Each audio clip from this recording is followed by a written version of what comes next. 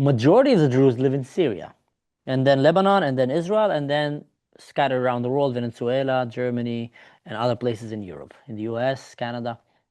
Now, the majority of the Druze right now are under a serious extermination attempt by Muslims. Again, trying to kill them simply for being Druze.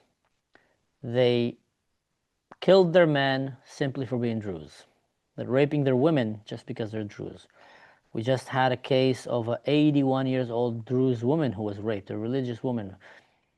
So you can understand that they're not just raping them because they're young and fertile and attractive, but because it's a way to humiliate. They're using sex as weapons of war. And they've done that on October 7.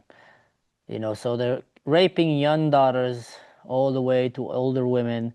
They're shaving their mustaches and humiliating the religious leaders, which the mustache is a very identifying symbol of the Druze, kind of like the peot that the Jewish people have, or we've seen images in the Holocaust where they shave the beard of rabbis and then shoot them in the back of the head just after they humiliated them.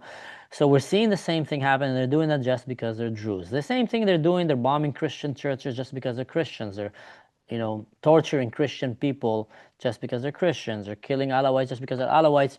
So you have a definition of ethnic cleansing happening in that country, sponsored by the government. Yeah. Undoubtedly.